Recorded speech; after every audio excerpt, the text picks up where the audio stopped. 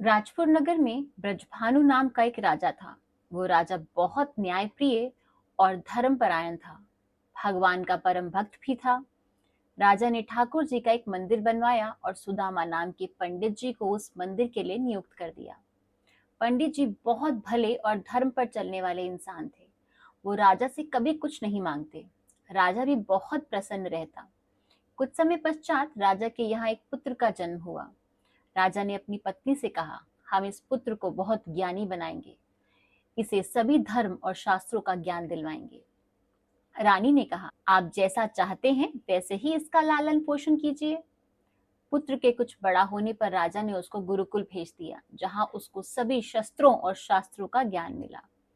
अब राजकुमार बड़ा हुआ तो राजा ने कहा, अब हमें अपने पुत्र का विवाह कर देना चाहिए। इसके लिए कोई योग्य कन्या देखनी होगी। राजा ने कुछ समय बाद एक योग्य राजकुमारी से अपने पुत्र का विवाह कर दिया। शादी की रात राजकुमारी को महल में नींद नहीं आ रही थी, तो वो इधर उधर घूमने लगी। घूमते घूमते वो अपने पति के पास पहुंची तो देखा पलंग के साथ एक चमकती हुई तलवार रखी थी। राजकुमारी ने तलवार को म्यान से निकाला। उस तलवार की चमक देखकर राजकुमारी डर गई और डर के कारण तलवार राजकुमारी के हाथ से छूट गई और राजकुमार की गर्दन पर गिर गई, जिससे राजकुमार की गर्दन कट गई और वो मर गया। राजकुमारी रोने लगी, हे भगवान, ये मुझसे क्या हो गया? ये तलवार अपने आप कैसे मेरे हाथों से छूट गई? राजकुमारी ने सोचा, मैं किसी को भी ये बात बताऊंगी तो कोई भी मेरा विश्वास नहीं करेगा। तभी उसकी नजर खिड़की पर पड़ी, जहां से बाहर एक मंदिर था जो दिख रहा था। अगली सुबह राजकुमारी ने राजा को कहा कि कोई उस खिड़की से आया था और मंदिर में वापस चला गया। राजा मंदिर गया तो वहां वही पंडित जी थे। राजा ने कहा, तुमने मेरे पुत्र को मारा है।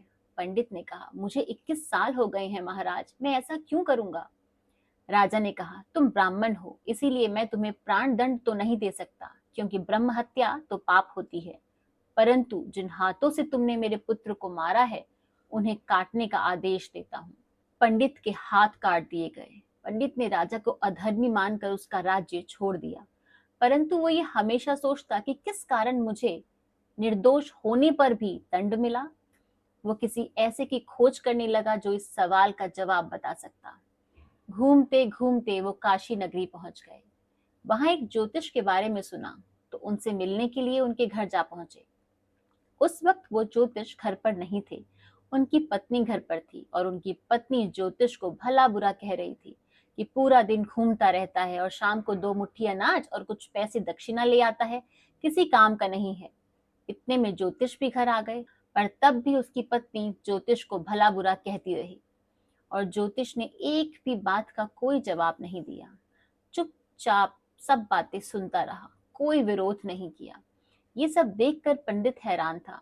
ब्राह्मण ने ज्योतिष से पूछा, आपकी पत्नी ऐसा क्यों करती है? ज्योतिष ने बताया, इसमें मेरी पत्नी का कोई दोष नहीं है। ये मेरे पूर्व जन्मों के ही कर्म है, जिनका फल मैं अभी भोग रहा हूँ। हमें कोई दुख नहीं देता, हमारे कर्म ही होते हैं जिन्हें हमें भुगतना होता है। मैं पूर्व जन्म में एक कौवा था और पत्नी एक गधी थी।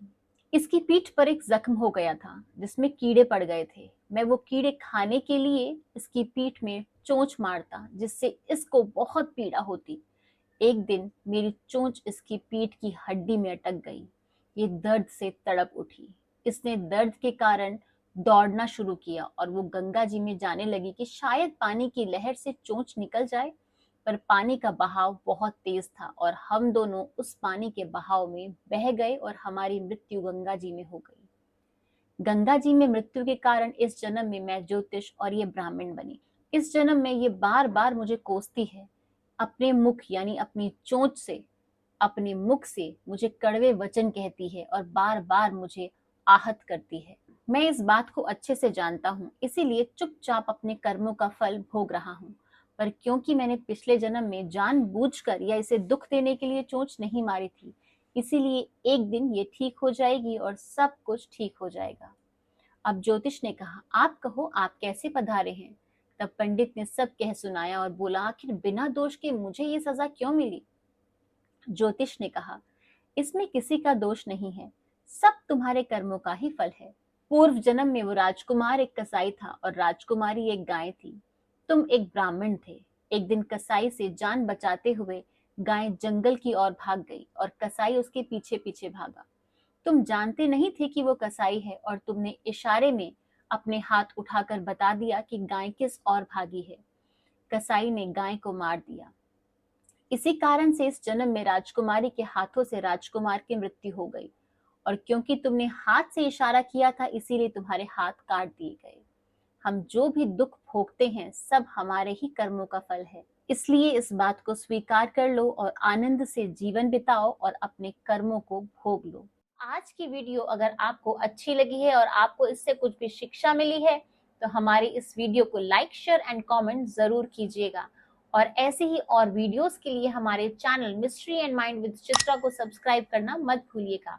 आज की वीडियो देखने के लिए आपका बहुत बहुत धन्यवाद। राधे राधे, जय श्री कृष्णा।